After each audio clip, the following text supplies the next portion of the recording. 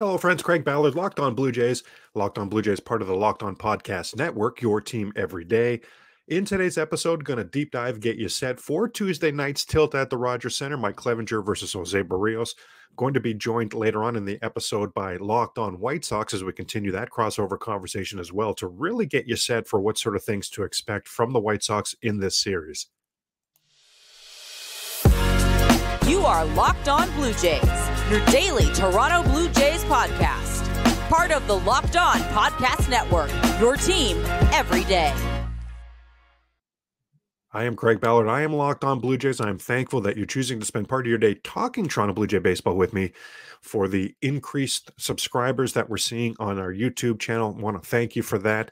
For those of you becoming everydayers and are making Locked On Blue Jays your first podcast listen each day, certainly want to shout you out and thank you as well.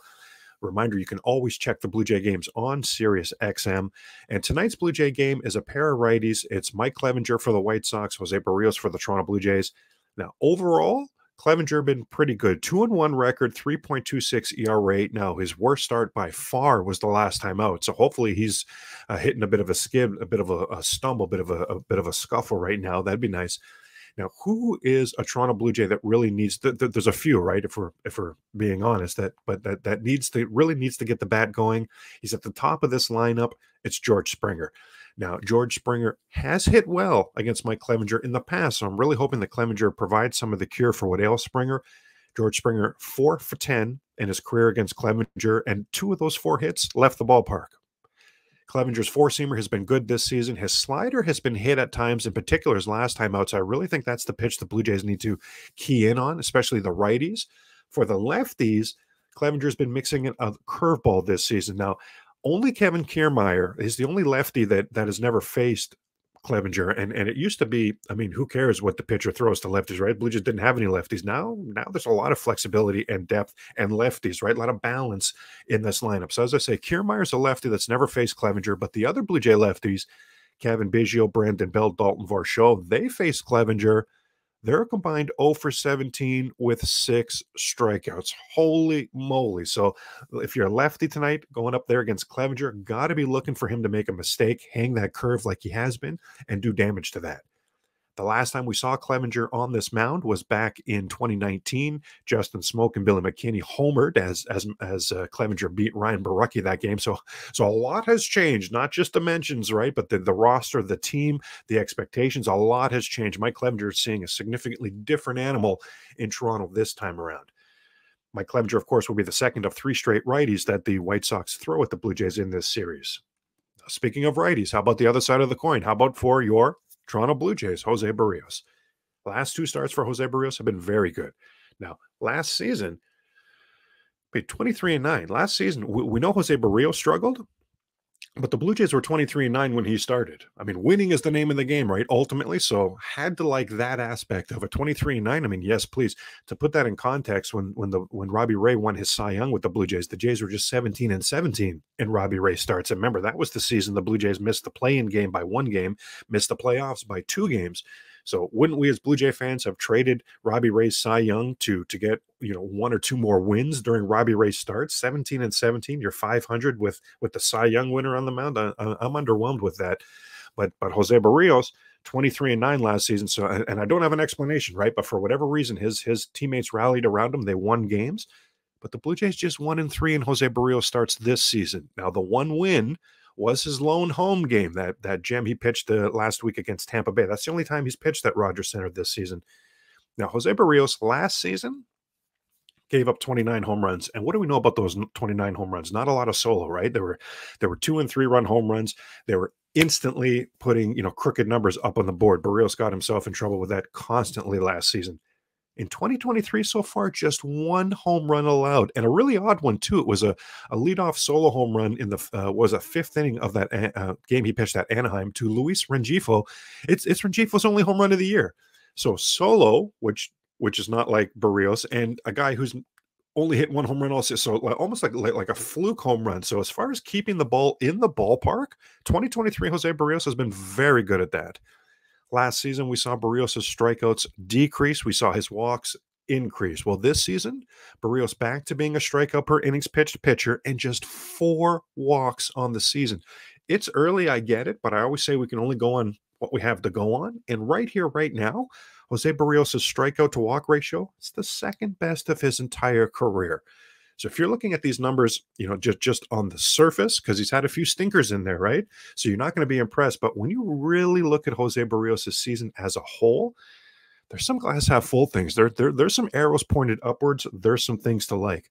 How about how wild he was last season, even hitting batters? He hit 11 batters last season, just 1 so far in 2023.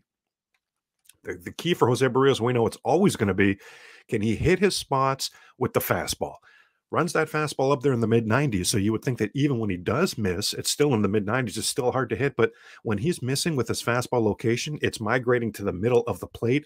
I don't care if it's 96 miles per hour. Right down the middle, major league hitters are on the major league level because they can deal with, even if it's 96, they can deal with pitches right down the middle. So Berrios, that's always going to be the key for him, right? That fastball location. I feel like Jose Berrios' sinker has been better this season. The slurve has been really good and effective for Berrios, and that's just it, right? That's when we see Jose Berrios at his best. That's the consistent Jose Berrios we saw in Minnesota when the fastball was much better with the location. Now he can play the fastball off the slurve. He can play the slurve off of the fastball. Saw that for years. We saw that level of consistency for years in Minnesota. Literally what the Blue Jays thought they were getting with him when they re-upped with him on that 7-year contract. Hopefully that's what's going to be on display the rest of this season. Several White Sox, Andrew Benintendi, Eloy Jimenez, Luis Robert Jr., Gavin Sheets, Andrew Vaughn have all homered in their career against Berrios. So we'll have to watch that. Now, glass half full here for the Blue Jays. Andrew Benintendi has 140 plate appearance at Rogers Center, has never hit a home run at Rogers Center coming into this series anyway. So hopefully we won't see him go deep on Berrios. Hopefully that's not a threat. Eloy Jimenez is always a threat to go deep, but coming into this series, he's not hit well at Rogers Center. Gavin Sheets coming into the series, just 1 for 9 at Rogers Center. Andrew Vaughn coming into the series has not hit well at Rogers Center. So hopefully these batters that have hit a home run off Berrios in the past, it's not a threat on Tuesday night. The one from that list that we haven't mentioned, you might have noticed, was Luis Robert Jr. He is one to keep an eye on in this ballpark against Berrios. He's hit well at Rogers Center, and he's hit well against Berrios. Now, coming right up on Locked On Blue Jays, more from our crossover conversation with Locked On White Sox as we further deep dive Tuesday night's game. And yes, Locked On White Sox is in the house tomorrow, too, to deep dive that series finale, Michael Kolbick versus Yusei Kikuchi. That's an afternoon matinee game. Keep in mind, you can always catch the Blue Jays games if you're out on the go or even at home watching it on TV. You can have the TV on mute and take in the game on Sirius XM. Now, this show is brought to you by BetterHelp. Some of our best times in life is when we learn something about ourselves. Getting to know yourself can be a lifelong process, especially because we're always growing and changing. Therapy is all about deepening your self-awareness and understanding, because sometimes we don't know what we want or why we react the way we do until we talk things through. BetterHelp connects you with licensed therapists who can take you on that journey of self-discovery from wherever you are. So for things like learning positive coping skills to how to set boundaries, it empowers you to be the best version of yourself.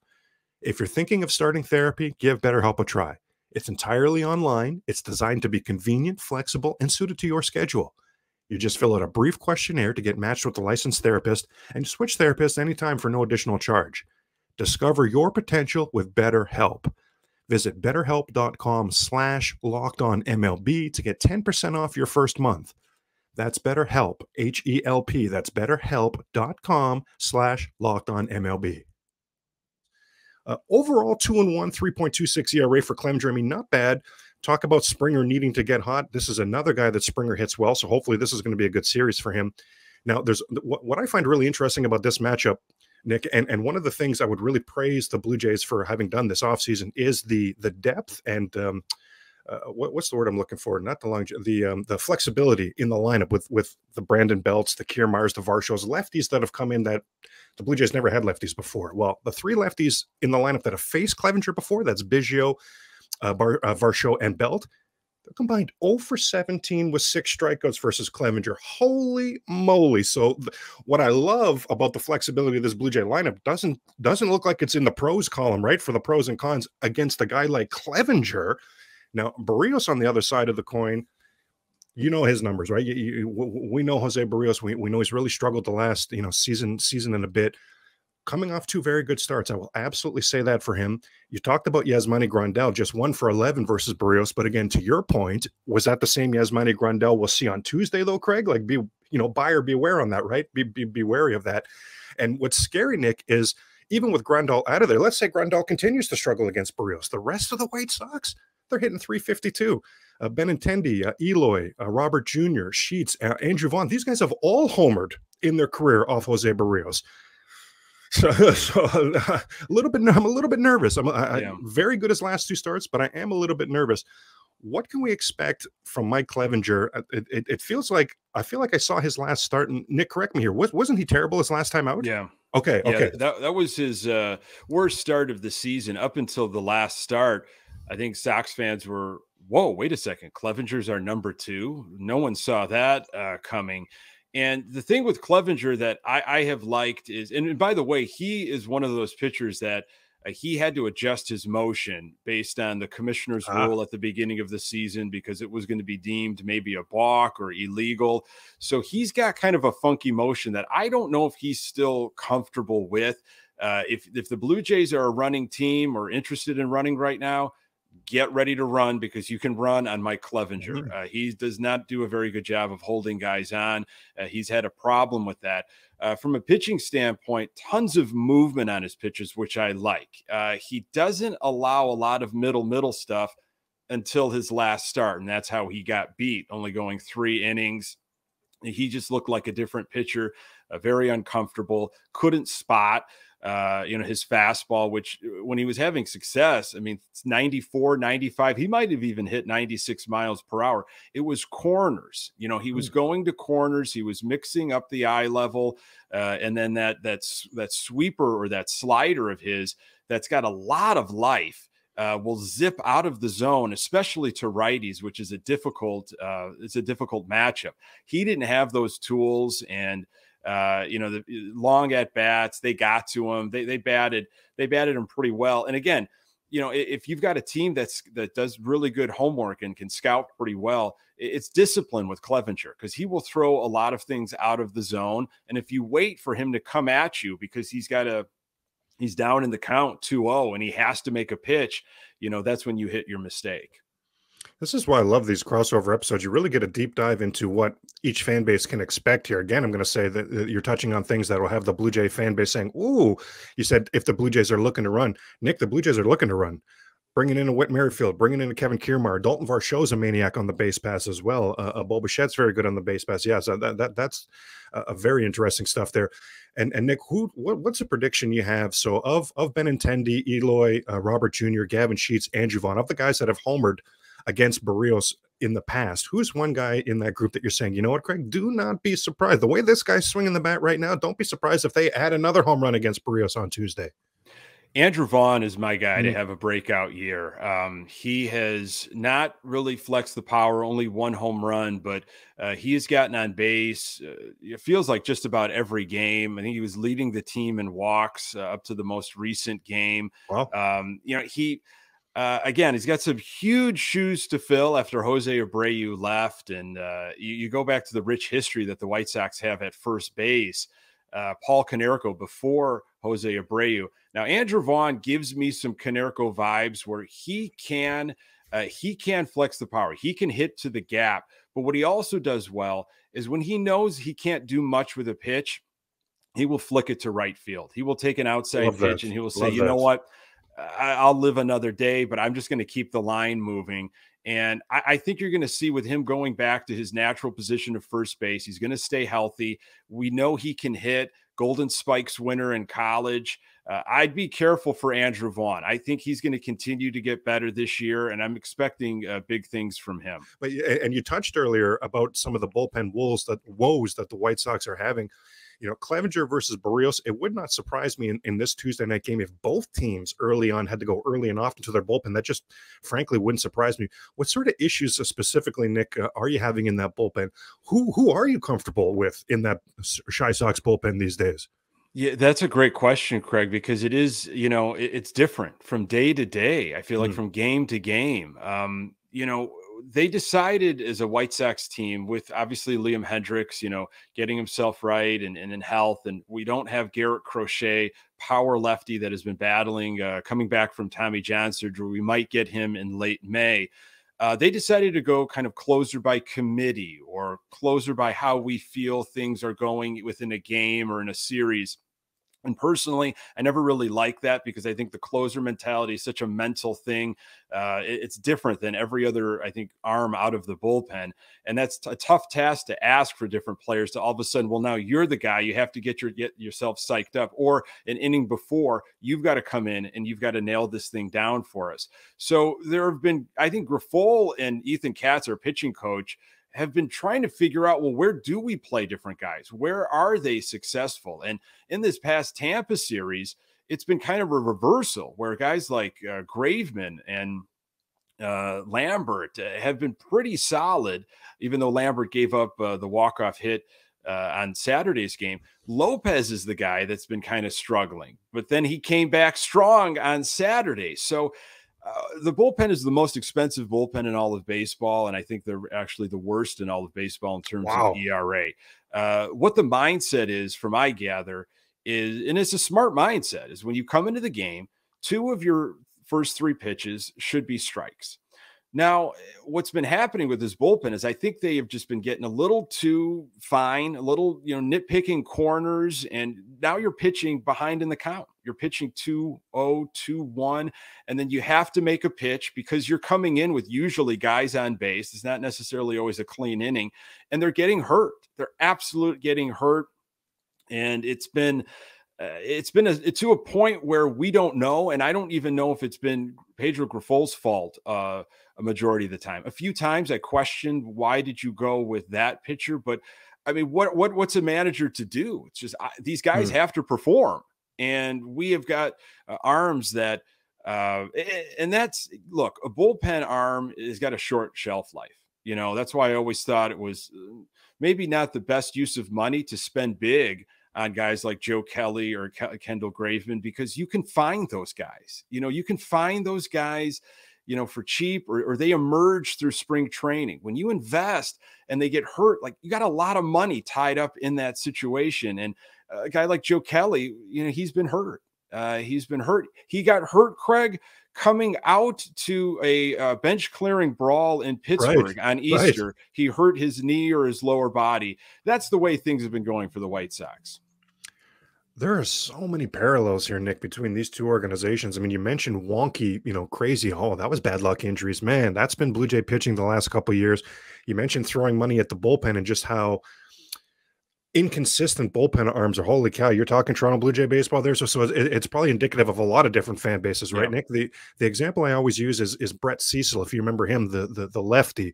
So he was a Blue Jay for a couple years there. So the 1 year he was the worst thing you've ever seen in your life. The next season, he set every record you can imagine for relievers, got the huge payday with St. Louis, I believe it was.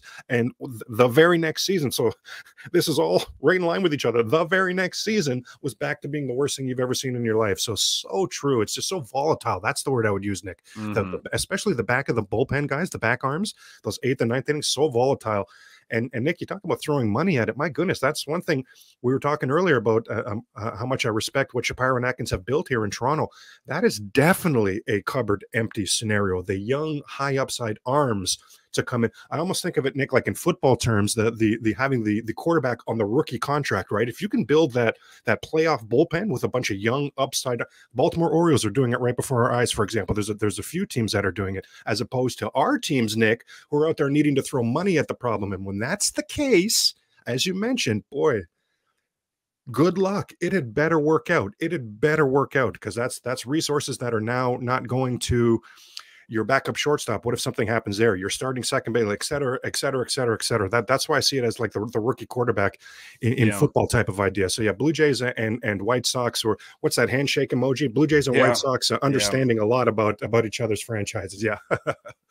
Yeah, I think honestly, we're paying for the price of for having Tony La Russa brought back in as manager. La Russa was a guy that always wanted that bullpen. You know, the master of the closer, maybe invented the closer with Dennis Eckersley, and wanted to have the guys that he could use out of the pen, which is why you saw Kendall Graveman get the contract. I mean, La Russa was manager at the time when Hendricks got his contract. And at the deadline last year, we go and got Jake Diekman from Boston, which a lot of fans were scratching their heads like, this is the big trade deadline acquisition we're getting. So I think we're paying for some of that right now, and we're feeling it.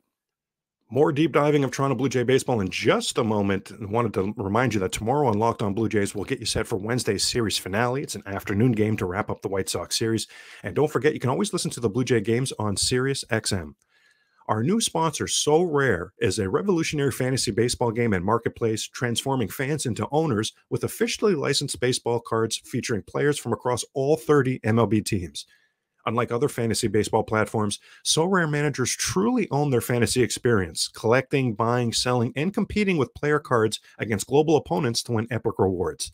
Win or lose, you still own your cards, and there's no cost to play. Plus, the more you win, the more you advance. And you're collecting increasingly powerful cards and accessing next-level competitions and rewards. So Rare MLB game weeks happen twice weekly, so it's Monday to Thursday, and then Friday, Saturday, Sunday, so the 3 or the 4-day cycle. And at the end of the game weeks, So Rare MLB managers who rank at or near the top of their leaderboards win a variety of rewards, which can include So Rare scarcity cards, game tickets, merchandise, signed jerseys, VIP experiences like meeting MLB stars. Okay. Prizes may vary depending on the competition. Head to sorare.com/lockedon. That's spelled SORARE.com to draft your team of free player cards, set your lineups, and start competing today to win epic rewards. Again, that's sorare.com/lockedon to start playing today.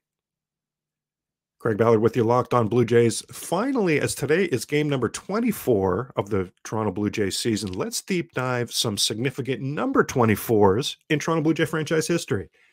Now, the last time we saw number 24 worn by a Blue Jay was back in 2021, Nate Pearson. I know that this conversation is not for the faint of heart in Blue Jay land, but I hope to see Nate Pearson on the major league level very soon. I know. Again, Craig, with the Nate Pearson stuff, we've been waiting for him for years. I get it. Check out how he's been doing at AAA, though. And don't just check out the numbers. Pull up the YouTube, check out the highlights. You're going to see he's living on the corners. He's 98, 99 on the corners. Oh, my. I'm getting excited about Nate Pearson. Probably my favorite number 24 in Toronto Blue Jay history was Matt Stairs. He wore 24, right? Some some Canadian content. Matt Stairs, of course, a member of the Canadian Baseball Hall of Fame. His only full season with the Blue Jays, he hit .289, 21 home runs, and a .917 OPS. That's nice work. That is nice work. Well done, Matt Stairs. Now, another number 24 that I actually really liked, he was only Blue Jay, just like Matt Stairs, just a brief Blue Jay, was Glenn Allen Hill. Now, of course, Glenn Allen Hill has the famous, arachnophobia. He missed time. So something happened, right? He went on the deal, like he missed time with the Toronto Blue Jays of getting cut up all over his body somehow. Some of the stories are he had bad arachnophobia, right? Like that's not a story. That's a fact. He has an absolute fear of spiders. Literally working on it to this day with therapy and that. It was a big one. It was quite a significant fear of spiders. If you know, that's called arachnophobia. So all of a sudden one day he was not available for the Blue Jays. Wasn't available for a while, had cuts all over him. The urban myth, and I say urban because Glenn Allen Hill says, no, this is not what happened, was that he was having a nightmare about being covered in spiders and he took a razor and was trying to get the spiders off him and cut himself up. He says it was more along the lines of had a really nice a coffee table that was glass that was all see-through and just in a half awake, half asleep state because he was dreaming about spiders. He was going to the washroom or kitchen, something like that, and had forgotten that it was there because he was in a half awake, half asleep state and smashed that glass table. That was the cause of the cuts. I don't know. Either way, what I can tell you about Glenn Allen Hill, he hit bombs. He was one of those players that when he hit one, you never had to lean in and wonder, hey, that could go. No. When he hit bombs, he was hitting them, 450 feet. I was a Glenn Allen Hill fan. Also was a Shannon Stewart fan. How could you not love Shannon Stewart? Shannon Stewart wore number 24 with the Blue Jays, spent parts of a decade with the Toronto Blue Jays. And so over parts of a decade with the Blue Jays, he hit .298 with a .365 on base percentage. Over a 10-year span, over a huge sample size like that, that's extremely impressive. Now, you may remember he was traded to Minnesota in 2003 for Bobby Kielty, who ironically also wore number 24, but ironically wasn't meant to be a Blue Jay for long. That was 2004. That was J.P. Ricciardi was new with the Blue Jays. He had just come from being with Billy Beane and the A's, so he knew that Billy Beane and the A's really coveted Kielty. So he acquired Kielty. So a couple weeks later, he could turn around and flip him to Oakland. That was the Ted Lilly trade. Stewart would return to the Blue Jays in his 14th and final MLB season in 2008. I think Shannon Stewart at some point is going to be looked at as a candidate for the level of excellence. He was awesome for the Blue Jays, and there was a long stretch of time where he was the only good thing about Toronto Blue Jay baseball. Probably my favorite number 24, at least story-wise, in Toronto Blue Jay history. How about 1993? Fourth outfielder Turner Ward. I know who, right? Who is the, because remember, 93, this is the second of the Blue Jays back-to-back World Series. So the Turner Ward's wearing number 24. The Blue Jays at the trade deadline acquire Ricky Henderson. So Ricky Henderson, for the first, I want to say 9 games, is wearing number 14 because Turner Ward already had number 24. And he and Ricky were in a negotiation. Ricky Henderson gets off to a bad start with the Blue Jays. So about 9-10 games in, finally decides, okay, fine. What's your asking price? I'm going to meet your asking price. Ends up paying $25,000 to Turner Ward. Now, Turner Ward's salary at this time is $160,000. So $25,000, again, that's US. So what is that? That's like 1.2 million Canadian. But anyway, but a serious chunk of change for Turner Ward just to change numbers. That was a major payday for him. And my favorite thing about Ricky Henderson, everybody knows. I end the Blue Jay shows with the touch 'em all, Joel. You'll never hit a bigger home run in your life. That Tom Cheek classic call on the Joe Carter Game 6 World Series clinching home run. I've often said, and everydayers have heard me say this before, do yourself an absolute favor. Go back and watch that entire 9th inning. It's one of the most incredible innings of baseball I've ever seen. It's right up there with that bat flip inning, which was what, the 7th inning of that Jose Bautista bat flip inning, which was such an insane inning. It's right up there with them. And Ricky Henderson gets it all started. He's facing Mitch Williams. Bottom of the 9th, Blue Jays are down 1. He knows he just needs to get on base. He needs to be the table setter. Walks up, and he knows, if you remember Mitch Williams, Wild Thing Williams, so he's a lefty, I'm a righty, but if you're looking in for the sign, you get the sign from the catcher. He would come set, tuck his chin, catcher's over there, tuck his chin, and then the next time he would look up at the plate was when he was right here in his motion. Well, Ricky Henderson, and that's part of why he was Wild Thing, right? He was never looking at home plate when he pitched it. Ricky Henderson knows this. Ricky Henderson sees Mitch Williams 0-0, first pitch of the inning, sees Mitch Williams looking for the sign, gets the sign, turns and tucks his chin. Ricky Henderson knows he's not looking back again. Ricky Henderson calls time. The home plate umpire books it. The catcher, the late Darren Dalton, books it. Everyone gets the heck out of there. They know Mitch Williams is wild in the best of times, let alone when he comes to, he sees that nothing's going on at home plate. The time's been called. Who knows where he's going to uncork this? And it's going to be 95, right? It's going to be 96. So you got to run and duck for cover. Mitch Williams, as he's pitching it, now his eyes come to the plate. He sees right about here in his release point that time's been called. Everybody's scattered. So he tries to hold up, and he tries to put all his effort and energy into stopping his rotation and his pitching motion. He ends up being like a whirling dervish, like a helicopter on the mound there, spirals himself around. Just insane, absolutely nuts. Ricky Henderson, right in that moment, is in Mitch Williams's head. Pitch 1 is nowhere close. Pitch 2 is nowhere close. At 2-0, the catcher, again, late, rest in peace, Darren Dalton, has to come out to the mound. This is the closer. 2 pitches in, because Ricky Henderson is so shook, this guy, already a mound visit, 2 pitches in. And remember when you were growing up playing baseball in Little League, if you're in a 3-0 count, you wouldn't stand there, right? Oh, sorry, I hit the mic there. You wouldn't stand there when the pitcher was in his windup in the 3-0 count. You'd square to bunt and like move your bat and try to distract the pitcher, right? Ricky Henderson on the big league level did this as of 2-0. He could see, oh my gosh, mission accomplished. I'm in this guy's head. I've already won this battle. I'm already on first base. On 2-0 and 3-0, Ricky Henderson squared and just goofed around with the bat. He knew he had already won that battle. When you're watching that, the cameras flash when he draws that 4-pitch walk, the cameras flash into the Blue Jay dugout. Check out the reaction, and in particular, check out Joe Carter's reaction. He can see, man, that's exactly what we brought Ricky Henderson in. Wow, that was so effective. This ball for this 9th inning comeback is rolling. Now, that'll wrap today's Locked On Blue Jay podcast. Locked On Blue Jays, part of the Locked On Podcast Network, your team every day. Keep it locked on, and check out Locked On MLB, and catch tonight's Blue Jays game on Sirius XM. And be sure to tune in tomorrow as we get you set for the series finale against the White Sox.